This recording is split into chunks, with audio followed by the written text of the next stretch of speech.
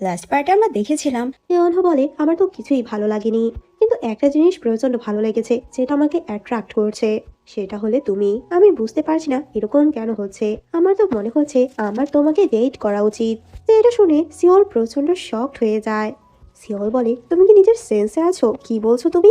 ইয়নহো বলে তুমি দেখতে অনেক সুন্দর, তো আমি কি তোমাকে বয়ফ্রেন্ড বানাতে পারি না? তখন তো ইয়নহো ওর ফ্যামিলির ব্যাকগ্রাউন্ড জিজ্ঞেস করতে থাকে, যেগুলো শুনে সিওল প্রচন্ড শকড হয়ে যায়। তুমি ঠিক আছো তো? তুমি এগুলো কি বলছো? ইয়নহো বলে তোমাকে তো আমি বলেছি আমার এই জীবনে আমি সবকিছু ট্রাই করেছি, কিন্তু কখনোই আমি কাউকে ডেট করিনি। এখন যাতে আমি মানুষ হয়েছি তো আমি মানুষকে ডেট করতে চাই। তখন সিওল বলে ওয়েট ওয়েট, তুমি কি আমাকে প্রপোজ করছো? তখন ইয়নহো বলে না, আমি তোমাকে অর্ডার দিচ্ছি। যদি তুমি আমার অর্ডার পালন না করো তাহলে আমি তোমার জায়গায় তোমাকে কখনো ফেরত নেব না।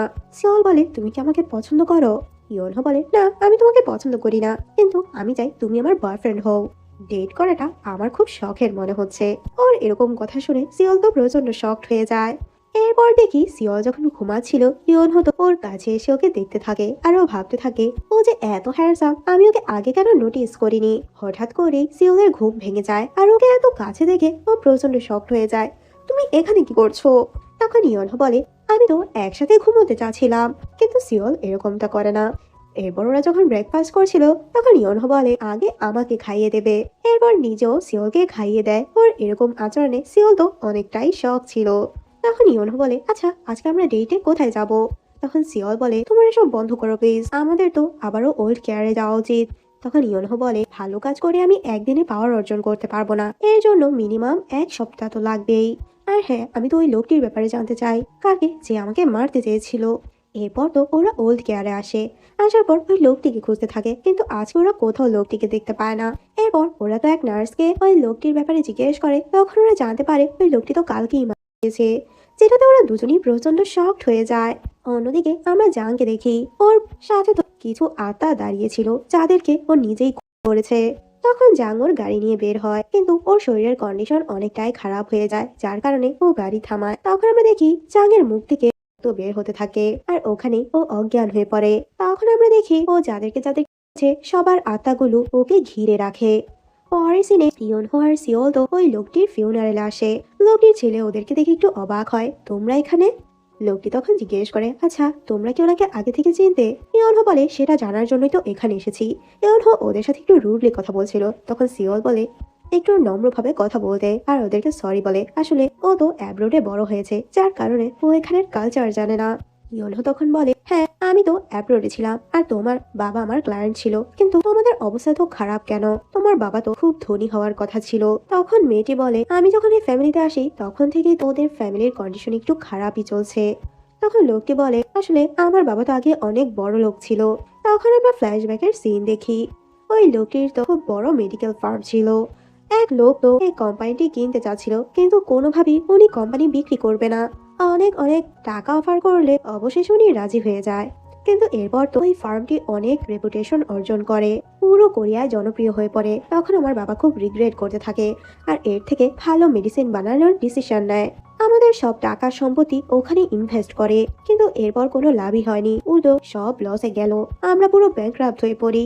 তখনই ওদেরকে জিজ্ঞেস করা হয় কোন কফি চুজ করবে। লোকটি তখন বলে সবচেয়ে কম দামি যেটা সেটাই। এরপর ইয়নহো আর সিওল ওখান থেকে চলে যেতে নিচ্ছিল। ইয়নহো বলে আমার মনে পড়েছে লোকটি আমার ক্লায়েন্ট ছিল না, কিন্তু ওর লাইফ তো আমার জন্যই এরকম হয়েছে। ইয়নহো বলে তোমার কাছে যত টাকাই আছে ওগুলো প্লিজ ওনার ছেলেকে দিয়ে দাও, আর এটা বলো যাতে করে ভালো একটা কফিন কিনে। সিওল বলে যদি আমি সব টাকা দিয়ে দিই তাহলে আমাদের কি হবে? ইয়নহো বলে সেটা আমরা ব্যবস্থা করে নেব, কিন্তু প্লিজ এখন ওদের হেল্প করো। সিওল তখন টাকা উঠানোর জন্য চলে যায়। একটু পর ইয়নহো যখন ওখান থেকে বের হয় ছুঁড়ে ওর কাছে গুম আসে, আর খুব খুশি হয়ে বলে তুমি কি এমন করেছো যে আমার পাওয়ার বেড়েছে? আজকে আমার কিছু পাওয়ার বেড়েছে। যেটা শুনে ইয়নহো প্রচন্ড খুশি হয়ে যায়, আর ও বুঝতে পারে ও কিভাবে এই পাওয়ার অর্জন করবে। এরপর তো ইয়নহো ওদেরকে একটা কোম্পানি সামনে নিয়ে আসে, আর বলে এটাই সে ফার্ম যে এখন বড় কোম্পানিতে পরিণত হয়েছে। আচ্ছা তোমরা কি জানো সে ছোট ফার্মটি কিভাবে এত বড় কোম্পানিতে রূপান্তর হয়েছে? তখন আমরা ফ্ল্যাশব্যাকে দেখি এই কোম্পানির ডিরেক্টর তো ইয়নহোর কাছে যায় ওনার এক উইশের জন্য। লোকটি তো ইউনহোকে ফার্মের ইনফরমেশন নিয়ে দেখায় আর বলে, আচ্ছা তুমি বলো তো এই ফার্মটি ভবিষ্যতে সাকসেসফুল হবে কিনা। ইউনহো বলে, হ্যাঁ এটা তো অনেক সাকসেসফুল হবে, এখন যা ইনকাম করছে এর চেয়ে শত গুণ লাভ হবে। যেটা শুনে লোকটা অনেকটাই খুশি হয়ে যায় আর এরপরই এই ফার্মটি কেনার ডিসিশন নেয়। এরপর তো ওরা কোম্পানিতে ঢুকে, তখন এক গাড়ি লোকে জিজ্ঞেস করে, তোমরা কি কোনো অ্যাপয়েন্টমেন্ট নিয়ে এসেছো, কারণ এভাবে কোম্পানিতে কারো ঢোকা এলাও না। ইউনহো তখন গুমহোকে বলে ওর উপর ম্যাজিক করার জন্য। এরপর তো গুমহোর পাওয়ারের মাধ্যমে ইউনহো ওই লোকটির সাথে দেখা করে। ইউনহো যখন ওই লোকটির ব্যাপারে জিজ্ঞেস করে তখন তো ডিরেক্টর বলে, না আমি তো কাউকে চিনি না। ইউনহো তখন ওকে মনে করায়। ডিরেক্টর বলে, আসলে ওনার ফিউনারেলে আমি যেতে চেয়েছিলাম, কিন্তু আমি তো সময় পাইনি। যেহেতু তুমি এখানে এসেছো সেহেতু আমি বুঝতে পেরেছি তুমি কি চাচ্ছ, আমি ওর ফ্যামিলিকে কিভাবে সাহায্য করতে পারি। ইউনহো বলে, ওর ফ্যামিলিকে ওর কোম্পানি ফিরিয়ে দাও। তখন ডিরেক্টর বলে, তোমার মাথা ঠিক আছে, আমি ওই লোকটির থেকে এই কোম্পানি কিনেছি, আমি কত টাকা ইনভেস্ট করেছি, তাহলে কেন আবার আমি ওদেরকে কোম্পানি ফিরিয়ে দেব। তখন আমরা ফ্ল্যাশব্যাকে দেখি আসলে ইয়নহো নিজেই লোকটিকে বসে এনে এই কোম্পানি বিক্রি করার জন্য রাজি করিয়েছিল, কিন্তু লোকটির ইচ্ছেই ছিল না এই কোম্পানি বিক্রি করার। ইয়নহো তখন ডিরেক্টরকে বলে, শুধুমাত্র আমার জন্য এরকমটা হয়েছে, যদি তুমি আমার কথা না শোনো তাহলে তুমি ভালো করে জানো আমি আবার কি করতে পারি। আর তখন গুমহো দূর থেকে ওর পাওয়ারের মাধ্যমে ওনার সামনে সব জিনিসপত্রগুলো ভেঙে ফেলে, যেটা দেখে ডিরেক্টর প্রচন্ড ভয় পেয়ে যায়। এরপর ইয়নহো সিওলকে বলে, আসলে আমি বুঝতে পারলাম আমি কিভাবে আমার পাওয়ারগুলো গেইন করতে পারবো। আমার জন্য যাদের ক্ষতি হয়েছে তাদের যদি আমি সবটা ফিরিয়ে দেই তাহলে এরকমটা হবে। তখন গুমহো সিওলকে বলে, চলো আমাকে আবারও অ্যামিউজমেন্ট পার্কে নিয়ে যাও। সিওল বলে, এখন তো আমার কাছে টাকা নেই, টাকা ইনকাম করে নেই এরপর আমি তোমাকে নিয়ে যাব। ইয়নহো বলে, তুমি কিভাবে টাকা ইনকাম করবে। সিওল বলে, অবশ্যই ফুটবল। এদিকে আমরা সিওলের ফ্রেন্ডদের দেখি যারা তো খেলার জন্য প্রস্তুতি নিয়েছিল। ওরা তো ডিসকাশন করছিল ওরা কিভাবে খেলবে আর ভাবতে থাকে আবারও ওরা হেরে যাবে। এরপর দেখি গিল তো ওদের বকাবকি করতে থাকে, যেভাবেই হোক আজকের ম্যাচটি তোমাদের জিততেই হবে, প্লিজ যদি না জিতো তাহলে ম্যাচটা ড্র করো। এরপর তো ওদের গেম শুরু হয়ে যায়, কিন্তু অপোনেন্ট টিম তো কয়েকটাই গোল দিয়ে ফেলে, ওরা কোনোভাবেই গোল দিতে পারছিল না, যেটা দেখে গিল প্রচন্ড ফ্রাস্ট্রেটেড হয়ে যায়। কিন্তু তখনই ওখানে সিওল আসে। গিল তো সিওলকে দেখে প্রচন্ড শক হয়ে যায়। তখন সিওল বলে, তুমি তো বলেছো তোমার টিমে আমি জয়েন হতে পারবো, তাহলে কি আজকের ম্যাচে আমি খেলতে পারবো। আমি জানি না কবে আমার জায়গায় আমি ফিরে যাব, কিন্তু আমার বডিটিকে তো ফিট রাখতে হবে। গিল ওর কথার মানে বুঝতে পারে না। এরপর তো সিওলকে খেলার পারমিশন দিয়ে দেয়। তখন আমরা দেখি গুমহো আর ইউনহো তো ম্যাচ দেখতে আসে। এরপর সিওল যখন মাঠে নামে তখন তো টানা কয়টা গোল দেয়, যেটাতে সবাই প্রচন্ড খুশি হয়ে যায়। কিন্তু তখন আমরা দেখি অপোনেন্ট প্লেয়াররা তো সিওলকে টার্গেট করতে থাকে, ইচ্ছে করে ওকে বারবার কিক মারছিল, যেটা দেখতে পেয়ে ইউনহো প্রচন্ড রেগে যায়। কিন্তু শেষে তো ও আরেকটি গোল দেয়, যার কারণে এই ম্যাচটি ড্র হয়। কিন্তু ড্র হওয়ার পরও ওদের টিম অনেক বেশি খুশি ছিল। ইউনহো আর গুমহো তখন অনেক খুশি হয়।